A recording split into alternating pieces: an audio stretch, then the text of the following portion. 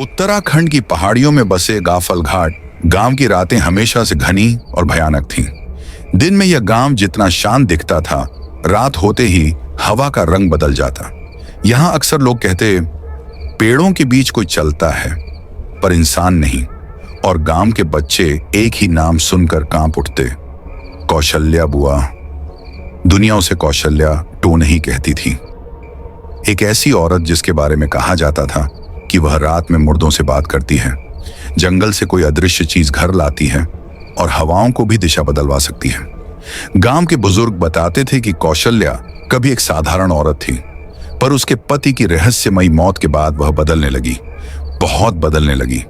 लोगों का कहना था कि वह रात को नदी किनारे बैठकर किसी अजीब सी भाषा में मंत्र पढ़ती और उसके चारों ओर उठता धुआं कभी काला कभी लाल हो जाता। गांव में सालों से कोई उसकी झोपड़ी के पास नहीं जाता था। उसकी झोपड़ी के बाहर हमेशा जली लकड़ी की राख, टंगी मुर्गियों की हड्डियां और हवा में अजीब सी बदबू फैली रहती थी। सौम्य सिंह, जो हाल ही में गांव में नौकरी के सिलसिले में आया था, उसे इन बातों पर भरोसा नहीं था। वह कहता, ये सब अंधविश्वास है, ऐसी कोई टोन ही नहीं होती। पर गांव वाले कहते, तू यहां नया है बेटा, रात में उसके इलाके में मत जाना। और ग्रामीणों की आखिरी चेतावनी, अगर कभी काली नदी के पास लाल चुनरी दिखे तो नजरें झुका लेना, वह इंसान नहीं होती। सौम्य सिंह हंस देता। उसे लगता गांव वाले बस उसे डराते हैं, पर उसे क्या पता, कौशल्या की कहानी अभी शुरू भी नहीं हुई थी। गांव में आए हुए उसे तीसरा दिन था। एक शाम बिजली चली गई, अंधेरा गहरा हो गया, मोबाइल में सिग्नल गायब, गांव पूरी तरह शांत। सौम्य ने बाहर झांका, हवा अजीब ढंग से सरसराने लगी थी। पेड़ ऐसी आवाज कर रहे थे जैसे कोई उन पर झूल रहा हो।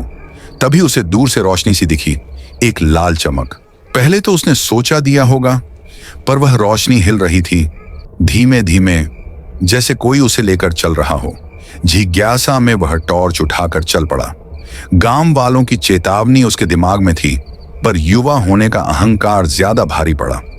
नदी की ओर बढ़ते बढ़ते उसे अचानक ठंडी हवा लगी। अचानक टॉर्च बंद, अंधेरा, गहरा काला अंधेरा। तभी उसने एक आवाज सुनी, कौन? आवाज मानो उसके बिल्कुल पीछे से आई थी। वह पलटा, कुछ नहीं। फिर वही आवाज, इस बार जरा तेज, कौन आया है? सौम्य का दिल धड़कने लगा। अचानक उसने उसे देखा, एक औरत लाल चुनरी में नदी किनारे खड़ी। उसके पैर जमीन को नहीं छू रहे थे। सौम्य का शरीर जम गया। वह भागना चाहता था, पर पैर जैसे पत्थर बन गए। औरत धीरे धीरे मुड़ी। उसका चेहरा सड़ी हुई राख जैसा, आंखें खोखली, होंठ काले, और उसकी हंसी मानो किसी मरे हुए जानवर के गले से निकल रही हो। और अचानक उसने कहा, मैं जानती थी तू आएगा। बस इतना कहना था कि सौम्य जोर से चिल्लाया और भाग पड़ा। लेकिन पीछे से आवाज आई, भाग कहां जाएगा बेटा? जो एक बार मुझे दिख जाए वह बचता नहीं। अगली सुबह सौम्य घबराया हुआ उठा, बुखार, शरीर में कंपन और गले पर निशान, मानो किसी ने उंगलियों से पकड़कर दबाया हो। गांव वाले इकट्ठा हो गए। बुजुर्ग धीर सिंह ने कहा, तूने उसकी चुनरी देखी होगी? सौम्य ने सिर हिलाया। गांव वाले दहशत में आ गए। धीर सिंह फिर बोले, कौशल्या किसी को ऐसे ही नहीं दिखती, वह किसी को चुनती है अपनी आखिरी विद्या के लिए। सौम्य को समझ नहीं आया। धीर सिंह बोले, वह टोन टोटका करने वाली औरत अब इंसान नहीं, उसकी आत्मा काली नदी से बंधी है। वह अपने लिए एक नया शरीर ढूंढती है, हर 10 साल में। सौम्य डर गया, क्या वह मेरे पीछे है? गांव वाले चुप, कोई जवाब नहीं। तभी धीर सिंह उसकी गर्दन देखकर बोले, यह पकड़ का निशान नहीं, यह निशान है बेटा, जिस पर वह अपना अधिकार जताती है। अब वह तुझे छोड़ेगी नहीं। सौम्य के शरीर से पसीना छूट गया। उस रात गांव में अजीब सी बेचैनी थी। कुत्ते भौंक रहे थे, हवा में बदबू थी, और सौम्य के कमरे की खिड़की बार बार खुल रही थी। ठीक आधी रात खिड़की अचानक खुद खुली और अंदर ठंडी हवा का झोंका आया। सौम्य नींद में करवट ले रहा था जब उसे लगा कि उसके बिस्तर पर कोई बैठा है। धीरे धीरे उसकी गर्दन ठंडी होने लगी, मानो कोई झुककर उसके पास सांस ले रहा हो। और फिर उसने अपने बगल में एक लंबी लाल चुनरी देखी। सौम्य उछलकर खड़ा हो गया और उसने कोने में उसे खड़ा देखा। कौशल्या। इस बार वह और ज्यादा करीब थी, चेहरा और ज्यादा बदसूरत, आंखें गहरे लाल, नाखून 6 से 6 इंच लंबे। वह बोली, मेरा शरीर जल चुका है, मुझे नया चाहिए। तू मेरा। और अचानक उसने हाथ बढ़ाया। उसकी उंगलियां बढ़ने लगीं, लंबी, नुकीली, सर्प की तरह लहराती हुई। सौम्य जैसे तैसे कमरे से भागा, पर भागते भागते उसे लगा कि हर तरफ वही है, कभी सामने, कभी खिड़की में, कभी छत से उलटी लटकती हुई। वह चिल्लाने ही वाला था कि उसकी आवाज बंद हो गई। गला खुद ब खुद जकड़ गया। औरत की आवाज फुसफुसाई, आज नहीं, अभी वक्त नहीं हुआ, तुझे धीरे धीरे अपना बनाऊंगी। अगले दिन सौम्य गांव के पुराने मंदिर पहुंचा। वहां महंत हरिदास बैठे थे। सौम्य ने सब बताया। महंत ने लंबी सांस ली। जिस कौशल्या से तू मिला वह औरत नहीं, वह काली विद्याओं की साधक थी। उसने जंगल की एक शक्ति से समझौता किया था। बदले में उसे हर 10 साल में एक युवा शरीर देना पड़ता था। सौम्य काम गया। यानी वह मुझे। महंत बोले, हाँ, तुझे अपना नया शरीर बनाना चाहती है। लेकिन उन्होंने एक और भयानक सच बताया। इस बार उसकी तंत्र विद्या पूरी होने में सिर्फ 3 रातें बची हैं। 3 रातें। इसके बाद तू हमेशा के लिए उसका हो जाएगा। सौम्य डर के मारे बैठ गया। उस रात गांव वाले उसके साथ जागने लगे, पर रात के ठीक 1:13 पर घंटी बजने लगी, जबकि घर में कोई घंटी नहीं थी। खिड़कियां खुद खुली, दीवारों पर खून जैसे धब्बे उभरने लगे, धब्बे जो अपने आप शब्द बना रहे थे। तू मेरा है। अचानक कमरे के बीच में एक बड़ा लाल दर्पण प्रकट हुआ। उसमें सौम्य दिख रहा था, पर उसका चेहरा उसका नहीं था, वह कौशल्या का था। और दर्पण से आवाज आई, आज पहला बंधन पूरा। कमरा हिलने लगा। गांव वाले भाग चुके थे। सौम्य अकेला रह गया। दर्पण धीरे धीरे खून में बदल गया। खून फर्श पर बहने लगा और उस खून से एक हाथ बाहर आया। दूसरी रात महंत ने उसे जंगल के पास बैठाकर रक्षा यज्ञ शुरू किया, पर हवा अचानक उग्र होने लगी। पेड़ अपनी जगह से हिलने लगे और फिर जंगल के बीच एक विशाल पेड़ उल्टा हो गया, जड़ें ऊपर, टहनियां नीचे। महंत बोले, वह आ गई। पेड़ की जड़ों के बीच धीरे धीरे कौशल्या उतरी। चेहरा इस बार आधा कंकाल था, आंखों से पीला पानी बह रहा था। उसने चिल्लाया, दूसरा बंधन पूरा होगा, कोई नहीं बचा सकता तुझे। और अचानक सौम्य हवा में उठ गया। उसका शरीर खुद ब खुद पेड़ की ओर खींचने लगा। महंत मंत्र पढ़ते रहे, पर कौशल्या और भी उग्र हो गई। पेड़ के नीचे काला गड्ढा खुल था, मानो नरक का द्वार। सौम्य उस गड्ढे में गिरने ही वाला था कि महंत ने अपनी जान दांव पर लगाकर उसकी कलाई पकड़ ली। कौशल्या चीखी, कल आखिरी रात, कल तू मेरा होगा। और वह अंधेरे में विलीन हो गई। तीसरी रात का चांद लाल था। जंगल में हर तरफ धुंध थी, हवा ठंडी, सन्नाटा घना। महंत ने कहा, आज या तो तू बचेगा या वह जन्म लेगी। सौम्य को एक तांत्रिक चक्र के बीच बैठाया गया। चारों ओर मिट्टी के दीप, राख की रेखाएं और मंत्रों की आवाज। अचानक धरती फटने लगी। कौशल्या प्रकट हुई, इस बार पूरी राक्षसी रूप में। उसका शरीर आधा इंसान, आधा जली हुई हड्डियों का ढांचा, बाल घुटनों तक, दांत खंजर की तरह बाहर। वह बोली, आज तेरा शरीर मेरा और मेरी आत्मा तुझ में। और सौम्य के ऊपर कूद पड़ी। सौम्य चीखता रहा। उसका शरीर मरोड़ने लगा, आंखें पलट गईं, मुंह से काला धुआं निकलने लगा। कौशल्या की आत्मा धीरे धीरे उसके शरीर में प्रवेश करने लगी। महंत मंत्र पढ़ते हुए थक रहे थे। उनकी उम्र भी ज्यादा थी। उनकी आवाज धीमी होने लगी। कौशल्या ने हंसते हुए कहा, मंत्र काम नहीं आएंगे, अब कोई नहीं रोक सकता। औरत की आत्मा लगभग सौम्य के अंदर पहुंच चुकी थी। अचानक सौम्य की आंखों से आंसू गिरने लगे, लेकिन ये दर्द के नहीं थे, ये यादों के आंसू थे। सौम्य को याद आया, उसकी मां ने बचपन में एक लोरी सुनाई थी, एक बहुत पुराना मंत्र गीत जो देवी की स्तुति का था। वह गीत अपने आप उसके मुंह से निकलने लगा। जैसे ही गीत शुरू हुआ, कौशल्या चीख पड़ी।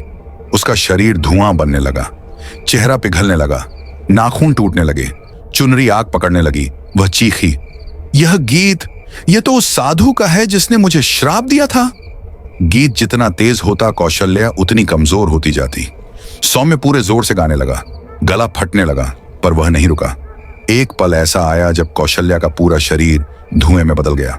धुआं चक्र के बाहर नहीं जा पाया और वहीं जमीन में समा गया।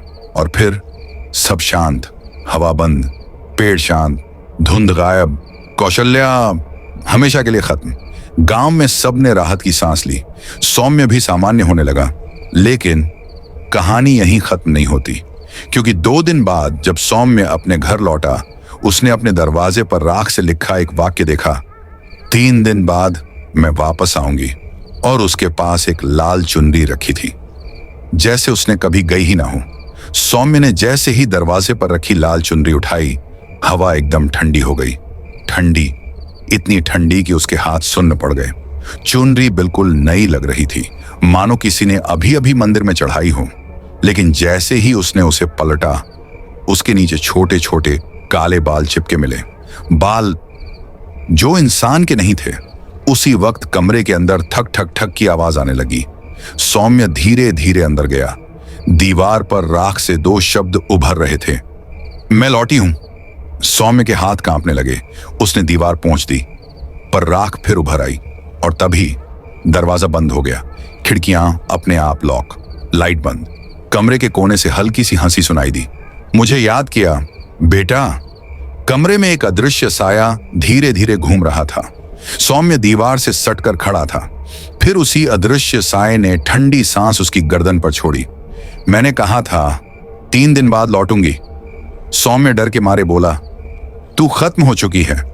पर आवाज हंस पड़ी, मैं कभी खत्म नहीं होती, क्योंकि मेरा शरीर तो जल गया, पर मेरा वचन अभी भी बाकी है। सौम्य घबराया। वचन? औरत की फुसफुसाहट कमरे में गूंजी। जिसे मैं चुन लेती हूं, उससे एक काम पूरा करवाती हूं। तू ये काम करने वाला है। सौम्य चीख पड़ा, मैं कुछ नहीं करूंगा। और फिर चुनरी अपने आप उड़कर सौम्य की गर्दन में लिपट गई। वह घुटने लगा। चुनरी उसके गले को जकड़ने लगी। अंधेरे में आवाज आई, काम करेगा वरना सांस नहीं बचेगी। और अचानक चुनरी ढीली हो गई। सौम्य जमीन पर गिर पड़ा, हांफता हुआ। साया बोला, 4 रातों के अंदर तुझे वह करना है जो मैं कहूंगी। अगली सुबह महंत, हरिदास और गांव वाले आए। सौम्य ने सब बताया। वह वापस आ चुकी है। महंत का चेहरा सफेद पड़ गया। उन्होंने कहा, अगर वह काम करवाना चाहती है तो वह छोटी बात नहीं होगी। कौशल्या सिर्फ एक काम चाहती है, अपने अधूरे तंत्र की पूर्ति। सौम्य घुटते हुए बोला, वह मुझसे क्या करवाना चाहती है? महंत डरते हुए बोले, काली घाटी में एक पुराना कुआं है, उसे मृत स्रोत कहते हैं। वहीं उसका तंत्र अधूरा रह गया था। वह तुझे वहां भेजना चाहती है। सौम्य का दिल धड़कने लगा। महंत बोले, काली घाटी में कोई नहीं जाता। वहां लोगों के नाम फुसफुसाए जाते हैं और जो जवाब देता है उसकी आत्मा लौटती नहीं। सौम्य का शरीर कांप गया। रात को सौम्य सो रहा था कि अचानक उसके बिस्तर के नीचे से खरोंचने की आवाज आने लगी। कटखटट, कटखटट। सौम्य ने टॉर्च नीचे डाली। उसके नीचे कोई लाल उंगलियां फर्श को खुरच रही थीं। धीरे धीरे वे उंगलियां बाहर आईं। उन पर खून लगा था। और फिर एक आवाज, तैयार हो, कल पहली रात है। अचानक बिस्तर ऊपर उठ गया और जोर से गिरा। सौम्य चीखता रह गया। दीवार पर बड़े अक्षरों में प्रकट हुआ, रात 1 तुझे घाटी में बुलाया जाएगा। अगली रात महंत उसे दीप और मंत्र देकर काली घाटी के किनारे तक ले गए। घाटी के भीतर धुंध इतनी गहरी थी कि 2 कदम भी दिखाई नहीं देते थे। घाटी के अंदर किसी बच्चे के रोने की आवाज आ रही थी। मां। सौम्य डर गया। यह कौन है? महंत ने उसे रोक लिया। जवाब मत देना। ये आवाजें असली नहीं होती। लेकिन रोने की आवाज बढ़ती गई, पास और पास।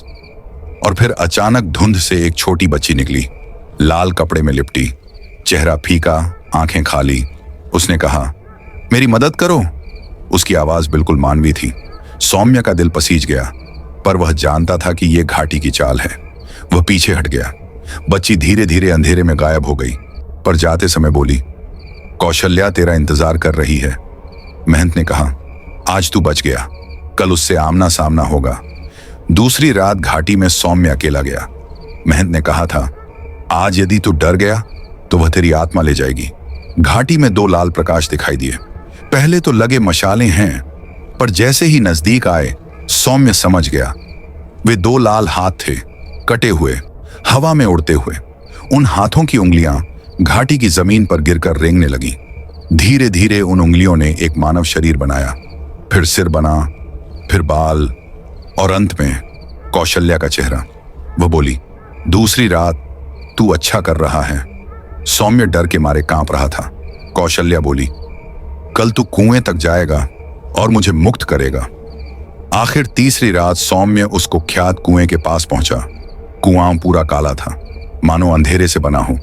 अंदर से आवाजें गूंज रही थीं, आजा, अंदर आजा। कभी बच्चे की आवाज, कभी बूढ़े की, कभी औरत की, कभी पशु जैसी। सौम्य कांप गया। लाल हवा कुएं के ऊपर घूमने लगी। अचानक कौशल्या प्रकट हुई, इतनी भयानक रूप में कि सौम्य चीख तक न निकाल सका। कौशल्या बोली, आखिरी रात है बेटा, आज तू मेरी आत्मा मुक्त करेगा और बदले में मैं तेरा शरीर ले लूंगी। सौम्य चौंक गया। क्या तूने कहा था? कौशल्या ने चिल्लाकर कहा। मैंने झूठ कहा था। और तभी उसने सौम्य को धक्का दिया।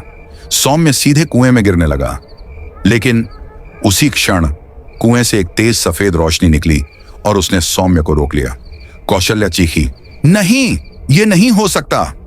रोशनी के भीतर एक बूढ़ा साधु खड़ा था, वही जिसने कभी कौशल्या को श्राप दिया था। साधु की आवाज आई, तेरा तंत्र आज पूरा नहीं होगा। 10 साल और प्रतीक्षा कर, यदि तेरी शक्ति बची तो। कौशल्या चिल्लाती हुई धुएं में बदलने लगी। चेहरा पिघल गया, आंखें गिर गईं, हड्डियां टूटकर काले धुंध में बदल गईं। सौम्य घाटी से बाहर निकला। साधु गायब हो चुका था। कौशल्या खत्म लग रही थी, लेकिन अगली सुबह उसके दरवाजे पर एक और संदेश लिखा था, 10 साल बाद मैं लौटूंगी और इस बार तू मेरा पहला शिकार होगा। उस संदेश के पास एक छोटी बच्ची की गुड़िया रखी थी, जिसका चेहरा कौशल्या जैसा था। 10 साल। सौम्य ने सोचा था सब खत्म हो गया है। अब वह 32 साल का था, शहर में नौकरी करता था और काफल घाट गांव जाने से बचता था। हर साल वह अपनी खिड़की पर वही गुड़िया देखता था, कौशल्या वाली गुड़िया। वह उसे हर बार फेंक देता, पर अगली सुबह गुड़िया बाहर दरवाजे पर बैठी मिलती। यह सब वहम है, वह खुद को समझाता। लेकिन 10वें साल की अमावस्या पर एक रात ठीक 12 बजे उसके कमरे की सभी बत्तियां अपने आप बुझ गईं। फैन बंद, दरवाजा खुद लॉक, खिड़कियां खुल गईं और कमरे के बीच गुड़िया खड़ी थी। हाँ, खड़ी। उसकी गर्दन एक ओर झुकी हुई, बाल उलझे, चेहरे पर वही तिरछी मुस्कान। गुड़िया के मुंह से एक फुसफुसाहट निकली, मैं आ गई बेटा। उधर काफल घाट गांव में डरावनी घटनाएं शुरू हो चुकी थीं। रात में पेड़ों से लाल धुआं उठने लगा, खेतों में गायें अपने आप चिल्लाती, घरों के बाहर राख से बने चक्र दिखाई देने लगे, और सबसे डरावना, 10 लोगों की आंखें एक साथ सफेद हो गईं, मानो किसी ने उनकी आत्मा निकाल ली हो। हर कोई कह रहा था, कौशल्या वापस आ गई। महंत हरिदास अब बूढ़े और कमजोर हो चुके थे। उन्होंने गांव वालों से कहा, 10 साल पहले जो अधूरा तंत्र था वह आज पूरा करने को लौटी है, और उसे रोकने के लिए सौम्य का गांव लौटना जरूरी है, क्योंकि कौशल्या ने कहा था पहला शिकार वही होगा। सौम्य शहर में था, तभी उसका फोन बजा। अनजान नंबर। उधर से आवाज, सौम्या लौट आओ, गांव मर रहा है। फोन तुरंत कट गया और स्क्रीन पर अपने आप एक नोटिफिकेशन आया, 10 साल पूरे, काली घाटी तुझे बुला रही है। सौम्य का खून जम गया। अगली सुबह उसने बिना सोचे सामान उठाया और गांव के लिए निकल पड़ा। बस में बैठा ही था कि एक औरत उसके बगल में आकर बैठ गई। दिखने में सामान्य, पर उसके पैर जमीन को नहीं छू रहे थे। सौम्य के दिल की धड़कन रुक सी गई। औरत ने धीरे से पूछा, गांव जा रहे हो बेटा? सौम्य बोला नहीं, डर से जम चुका था। औरत मुस्कुराई, अच्छा है, मैं भी वहीं जा रही हूं। बस मुड़ी तो वह औरत गायब थी। सौम्य गांव पहुंचा तो लगभग आधा गांव खाली था। जो लोग बचे थे वे घरों में बंद पड़े थे। उनके चेहरों पर राख लगी थी, मानो किसी ने उन्हें चिन्हित किया हो। महंत हरिदास ने कहा, वह बस तेरा इंतजार कर रही थी, अब खेल शुरू होगा। रात हुई। गांव की हर दीवार पर राख से लिखा था, रात एक पहला शरीर लिया जाएगा। गांव वाले चौक में जमा हुए। अचानक सभी दिए अपने आप बुझ गए। अंधेरे में किसी के कदमों की आवाज, टप टप टप, और फिर एक औरत का साया, लंबा डरावना, उसके बाल जमीन तक लटकते, आंखों से काला पानी गिरता। कौशल्या। उसने एक गांव वाले की ओर इशारा किया। उस आदमी ने अचानक उछलकर बिना आवाज के दम तोड़ दिया। कौशल्या हंसने लगी। पहला शरीर मिल गया। गांव दहशत में डूब गया। दूसरी रात काले बादलों से बिजली चमक रही थी। गांव के चारों ओर लाल दरारें बन चुकी थीं। ये दरारें दो लोगों के बीच की रेखा थीं, जीवित और मृत। महंत ने कहा, आज वह भीतर आएगी जहां इंसान चाहकर भी नहीं पहुंच सकते। रात 12 बजे गांव के बीच एक 20 फुट ऊंचा मानव छाया निकल आया, इतना बड़ा कि पेड़ हिलने लगे। उस छाया के भीतर छोटे छोटे चेहरे दिखाई दे रहे थे। वे चेहरे उन लोगों के जिनकी मौत पिछले 10 दिनों में हुई थी। हर चेहरा कौशल्या के साथ मिलकर कह रहा था, हमारे साथ आजा। सौम्य कांपता रहा। कौशल्या ने कहा, दूसरा शरीर लिया जाएगा। और इस बार महंत हरिदास का शरीर हवा में उठा और जोर से जमीन पर गिरा। उनकी सांसें बंद हो गईं। अब गांव का रक्षक भी मर चुका था। रात तीसरी। आज अमावस्या थी। लाल चांद, सन्नाटा इतना गहरा कि अपनी सांस भी सुनाई दे रही थी। काफल घाट गांव के बीच एक विशाल तांत्रिक चक्र उभर आया। अपने आप उस चक्र के बीच एक गड्ढा बना, उसी मृत कुएं जैसा जिसे सौम्य 10 साल पहले देख चुका था। अचानक गांव में बच्चों की आवाजें गूंजने लगी, मां मां, और सैकड़ों गुड़ियाएं घर घर से निकलकर उस तांत्रिक चक्र के बीच जमा होने लगी। हर गुड़िया का चेहरा धीरे धीरे बदलकर कौशल्या के चेहरे में बदलने लगा। सौम्य अंदर से टूट चुका था। कौशल्या प्रकट हुई, इस बार अपना आखिरी सबसे भयंकर रूप लेकर। शरीर आधा इंसानी आधा जानवर, मुंह में 3 पंक्तियों में दांत, आंखें पूरी लाल, छाती पर राख से बना तांत्रिक चिन्ह, बाल हवा में सांपों की तरह लहराते उसने चिल्लाया, आज मेरा पुनर्जन्म होगा। चक्र में आग लगी। कौशल्या ने सौम्य की ओर उंगली उठाई, तू मेरा शरीर, और सौम्य हवा में खींचने लगा। गांव वाले चीख उठे। जैसे ही कौशल्या ने सौम्य को पकड़ने के लिए हाथ बढ़ाया, एक सफेद रोशनी अचानक फूटी। सौम्य के हाथ में स्वयं प्रकट एक चांदी का ताबीज आ गया। वह ताबीज वही था जो बचपन में उसकी मां ने गले में पहनाया था, लेकिन वह कभी सक्रिय नहीं हुआ था। महंत मरने से पहले सौम्य को सच बताने वाले थे, पर मौका नहीं मिला। अब कौशल्या खुद बोल उठी, तो ये बात है? सौम्य चिल्लाया, क्या? कौशल्या, तू साधारण इंसान नहीं, तू उसी साधु की वंश रेखा है जिसने मुझे श्राप दिया था। सौम्य पिघल गया। उसकी सांस रुक गई। कौशल्या बोली, इसीलिए मैं तुझे 10 साल से ढूंढ रही हूं। तुझे खत्म करके मैं श्राप तोड़ दूंगी। और वह उस पर टूट पड़ी। ताबीज अचानक जलने लगा। उसे सफेद, तेज, कड़कदार बिजली निकली। कौशल्या जली धुएं की तरह पीछे फेंक दी गई। सौम्य के शरीर से प्राचीन मंत्र अपने आप निकलने लगे, मानो कोई पुरानी शक्ति जाग रही हो। एयूएम काल विनाशिनी नमः, कौशल्या चिल्लाने लगी। नहीं, ये वही मंत्र है। और उसका शरीर टूटने लगा। हाथ अलग, पैर टूटकर धुएं में, बाल जलने लगे, चेहरा पिघला। कौशल्या आखिरी बार चिल्लाई, तू बच नहीं पाएगा। मैं वापस आऊंगी क्योंकि तूने मुझे जन्म दिया है। और वह राख बनकर काली हवा में विलीन हो गई। गांव में रोशनी लौट गई। घर सामान्य। सब राहत की सांस लेते हुए बाहर निकले। लेकिन सौम्य चुप था, स्थिर। उसकी आंखें पूरी सफेद हो चुकी थीं, जैसे महंत की मौत से पहले थीं। गांव वाले डर गए। तभी सौम्य के होंठ हिले। उसने धीमे से कहा, वह गई नहीं है, वह मुझ में रह गई है। और सौम्य की पीठ पर धीरे धीरे राख से वही तांत्रिक चिन्ह उभर आया जो कौशल्या की छाती पर था। गांव वालों की चीख निकल गई। रात के ठीक 12 बज रहे थे। आसमान में बादल खून जैसे लाल दिख रहे थे, मानो किसी अनहोनी का संकेत दे रहे हों। आदित्य, रोहन और पंडित भैरव उस टूटे हुए घर की ओर बढ़ रहे थे। वही घर जहां मल्लिका ने आखिरी बार अपना टोना टोटका किया था। हवा में धीमी सिसकारियां, पत्तों का खड़खड़ाना और दूर से आती किसी औरत की कराह, सब कुछ असहज था। सावधान रहना, आज की रात बहुत भारी है, पंडित भैरव ने हाँफते हुए कहा। दरवाजा धकेला।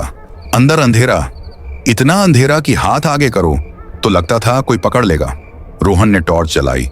टॉर्च की रोशनी सीधे उस कोने पर पड़ी जहां जमीन पर सैकड़ों गोदड़ी की गुड़िया, लाल धागे, नीला तेल और राख बिखरी थी, और बीच में खड़ी थी वही औरत, मल्लिका।